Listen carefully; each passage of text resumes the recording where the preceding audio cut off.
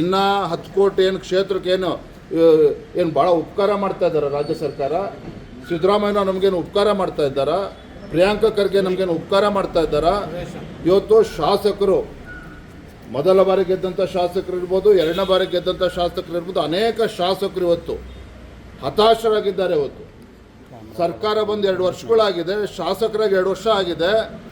ನಮ್ಮ ಕ್ಷೇತ್ರಗಳಲ್ಲಿ ಇವತ್ತು 10-20 ಕೋಟಿ ಅಭಿವೃದ್ಧಿಗೆ ಹಣ ಕೊಡಲಿಲ್ಲ ಅಂತ ಹೇಳಿದ್ರೆ ಇವ್ರ ಯೋಗ್ಯತೆಗೆ ಯಾವ ರೀತಿ ಸರ್ಕಾರ ನಡೆಸ್ತಾ ಇದ್ದಾರೆ? ಹಾಗಾದರೆ ನಮಗೇನು ಉಪಕಾರ ಮಾಡ್ತಾ ಇದ್ದಾರೆ ಇವರು? ಕರ್ತವ್ಯ ಇವತ್ತು ರಾಜ್ಯ ಸರ್ಕಾರದ್ದು ನಮ್ಮ ಕ್ಷೇತ್ರಗಳ ಅಭಿವೃದ್ಧಿಗೆ ಹಣವನ್ನು ಕೊಡಬೇಕಾಗಿರ್ತಕ್ಕಂಥದ್ದು ಅವ್ರ ಕರ್ತವ್ಯ. ಉಪಕಾರ ಮಾಡ್ತಾ ಇಲ್ಲ, ಅದನ್ನು ತತ್ಕ್ಷಣ ಬಿಡುಗಡೆ ಮಾಡಬೇಕು ಅಂತ ನಾನು ಆಗ್ರಹವನ್ನು ಕೂಡ ಮಾಡ್ತಾ ಇದ್ದೇನೆ. ಹೇಳಿದ್ರಿ ನಾನೇ ಅಧ್ಯಕ್ಷರಾಗಿ ಮುಂದುವರಿತೇನೆ, ನಿನ್ನ ಮೈಸೂರಲ್ಲಿ ಹೇಳಿದ್ರಿ ರಾಜ್ಯಾಧ್ಯಕ್ಷರಾಗಿ ನಾನೇ ಮುಂದುವರಿತೇನೆ, ನನ್ನ ಪಕ್ಷ ಕರ್ತೇನೆ ಮತ್ತೆ ಅಧಿಕಾರಕ್ಕೆ ತರ್ತೇನೆ ಅಂತ. ಅದೆಲ್ಲ ಒಂದು ಕಡೆ ನಿಮ್ಮ ಪಕ್ಷದ ಇನ್ನೊಂದು ಬಣದಿಂದ ಒಬ್ಬರನ್ನ ಸ್ಪರ್ಧೆ ಮಾಡಿಸ್ಬೇಕು ಅನ್ನುವಂಥ ಚರ್ಚೆ ನಡೀತಾ ಇದೆ. ಯತ್ನಾಳ್ ಅವರೇ ಸ್ಪರ್ಧೆ ಮಾಡ್ತಾರೆ ಅನ್ನುವಂಥ ಚರ್ಚೆ ಕೂಡ ನಡೀತಾ ಇದೆ ಸರ್ ನಿಮ್ಮ ವಿರುದ್ಧವಾಗಿ. ಆಂತರಿಕ ಪ್ರಜಾಪ್ರಭುತ್ವ ಇರ್ತಕ್ಕಂಥ ಒಂದು ರಾಜಕೀಯ ಪಕ್ಷ ಯಾವ್ದಾರ ಇದ್ದರೆ ಅದು BJP, ಭಾರತೀಯ ಜನತಾ ಪಾರ್ಟಿ. ಆಂತರಿಕ ಪ್ರಜಾಪ್ರಭುತ್ವನ ಹಿಂದಿನಿಂದಲೂ ಕೂಡ ಅದನ್ನು ಪಾಲನೆ ಮಾಡ್ಕೊಂಡು ಬರ್ತಾ ಇದ್ದೇವೆ. ನನಗೆ ಪಕ್ಷದ ವರಿಷ್ಠರು, ಹಿರಿಯರು ರಾಜ್ಯದ ಅಧ್ಯಕ್ಷನಾಗಿ ನನಗೆ ಆಶೀರ್ವಾದ ಮಾಡಿದಾಗ ಕಳೆದ 1 ವರ್ಷದಲ್ಲಿ ಸತತವಾಗಿ ರಾಜ್ಯ ಸರ್ಕಾರದ ವಿರುದ್ಧ, ಭ್ರಷ್ಟ ಸರ್ಕಾರದ ವಿರುದ್ಧ ಹೋರಾಟಗಳನ್ನು ಮಾಡ್ಕೊಂಡು ಬಂದಿದ್ದೇವೆ. ನಮ್ಮ ಪಕ್ಷದ ಎಲ್ಲ ಕಾರ್ಯಕರ್ತರು ಟೊಂಕು ಕೊಟ್ಟು ನಿಂತು ಇವತ್ತು ನಮ್ಮ ಜೊತೆಯಲ್ಲೇ ಹೆಗಲಿಗೆ ಹೆಗಲು ಕೊಟ್ಟು ಈ ಸರ್ಕಾರದ ವಿರುದ್ಧ ಹೋರಾಟವನ್ನು ಕೂಡ ಮಾಡಿದ್ದೇವೆ. ಹಾಗಾಗಿ ನನ್ನ ನೇತೃತ್ವದಲ್ಲಿ ಇವತ್ತು ಪಕ್ಷ ಯಾವ ರೀತಿ ಸಂಘಟನೆ ಮಾಡ್ತಾ ಇದ್ದೇನೆ, ಕಾರ್ಯಕರ್ತರಿಗೆ ಸಮಾಧಾನ ಇದೆ. ಕೆಲವು ಪಕ್ಷದ ಕೆಲವು ಹಿರಿಯ ಮುಖಂಡರಲ್ಲಿ ಅಲ್ಲೊಂದು ಇಲ್ಲೊಂದು ಹೇಳ್ಕೊಂಡು ಕೊಡ್ತಾ ಇದ್ದಾರೆ, ಅದನ್ನು ಇಲ್ಲ ಅಂತ ಅಲ್ಲಗೊಳೆಯೋದಿಲ್ಲ.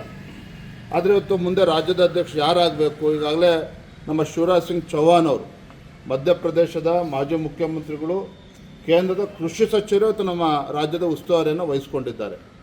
ಹಾಗಾಗಿ ಅತಿ ಶೀಘ್ರದಲ್ಲಿ ಯಾರನ್ನು ಅಧ್ಯಕ್ಷರು ಮಾಡಬೇಕು, ಎಲ್ಲ ಹಿರಿಯರ ಜೊತೆ ಸಮಾಲೋಚನೆ ಮಾಡಿ ಉತ್ತಮ ನಿರ್ಧಾರವನ್ನು ಕೈಗೊಳ್ತಾರೆ. ಆದರೆ ನನಗೆ ವಿಶ್ವಾಸ ಇದೆ, ನನ್ನ 1 ವರ್ಷದ ಒಂದು ಪರಿಶ್ರಮ ಇವತ್ತು ಕಾರ್ಯಕರ್ತರು ಕೂಡ ಅದ್ರ ಬಗ್ಗೆ ಸಂತೋಷ ವ್ಯಕ್ತಪಡಿಸಿದ್ದಾರೆ. ಇದರ ಪರಿಣಾಮನ ನನ್ನ ಮುಂದುವರಿಸ್ತಾರೆ ಅನ್ನೋ ವಿಶ್ವಾಸ ಸಂಪೂರ್ಣ.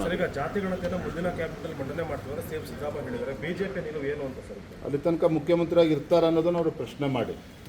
ಇವತ್ತು ನಮ್ಮ ಮುಂದೆ ಎದ್ದಿರ್ತಕ್ಕಂಥ ಪ್ರಶ್ನೆ, ಭ್ರಷ್ಟಾಚಾರದಲ್ಲಿ ಮುಳುಗೋಗಿರ್ತಕ್ಕಂಥ ಮುಖ್ಯಮಂತ್ರಿಗಳು ಒಂದು ಕಡೆ ರಾಜ್ಯದಲ್ಲಿ ಭ್ರಷ್ಟಾಚಾರ ತಾಂಡವಾಡ್ತಾ ಇದೆ. ಮೈಸೂರಿನ ಮೂಢ ಹಗರಣ ಇರ್ಬೋದು, ವಾಲ್ಮೀಕಿ ಅಭಿವೃದ್ಧಿ ನಿಗಮದಲ್ಲಿ ಆಗಿರ್ತಕ್ಕಂಥ ಹಗರಣ ಇರ್ಬೋದು, ಇವತ್ತು ಕಿಯಾನಿಕ್ ಸಂಸ್ಥೆಯಲ್ಲಿ ಇವತ್ತು ಕಾಂಟ್ರಾಕ್ಟರ್ಗಳು ದಯಾಮರಣ ಕೇಳಿ ಇವತ್ತು ರಾಷ್ಟ್ರಪತಿಗಳ ಪತ್ರವನ್ನು ಬರೆದಿದ್ದಾರೆ.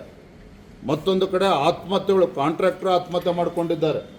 ಗುಲ್ಬರ್ಗದಲ್ಲಿ ಸತೀಶ್ ಒಬ್ಬ ಅವನು ಕೂಡ ಆತ್ಮಹತ್ಯೆ ಮಾಡಿಕೊಂಡಿದ್ದಾನೆ ಇವರು ಕಾಂಗ್ರೆಸ್ ಮುಖಂಡ ಕಿರುಕುಳದಿಂದ.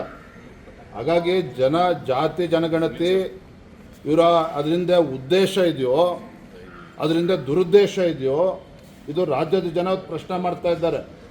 ಮುಖ್ಯಮಂತ್ರಿಗಳು ಸಿದ್ದರಾಮಯ್ಯನವರು ಪ್ರಾಮಾಣಿಕರೇ ಇದ್ದಿದ್ದರೆ 2016ರಲ್ಲಿ ಏನು ಜಾತಿ ಜನಗಣತಿ ಅವತ್ತೇ ನಿಮ್ಮ ಕೈ ಸೇರಿತ್ತು, ಅವತ್ತೇ ಯಾಕೆ ಇದನ್ನು ಇಂಪ್ಲಿಮೆಂಟೇಷನ್ ಮಾಡಲಿಲ್ಲ?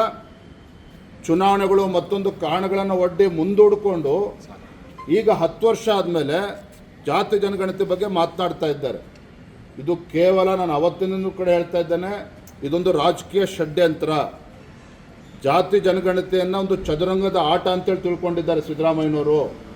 ತಮ್ಮ ರಾಜಕೀಯ ಬೇಳೆ ಬೇಯಿಸ್ಕೊಳ್ಳೋದಕ್ಕೋಸ್ಕರ ಇವತ್ತು ಜಾತಿ ಜನಗಣತಿ ಅಂತಕ್ಕಂಥ ಅಸ್ತ್ರವನ್ನು ಬಿಟ್ಟು ಜಾತಿಗಳ ಮಧ್ಯೆ ವಿಷಬೀಜವನ್ನು ಬಿತ್ತಕ್ಕಂಥ ಕೆಲಸ ರಾಜ್ಯದ ಮುಖ್ಯಮಂತ್ರಿಗಳ ನೇತೃತ್ವದಲ್ಲಿ ಆಗ್ತಾ ಇರ್ತಕ್ಕಂಥದ್ದು ಅಕ್ಷಮ್ಯ ಅಪರಾಧ. ಇದು ಅಕ್ಷಮ್ಯ ಅಪರಾಧ.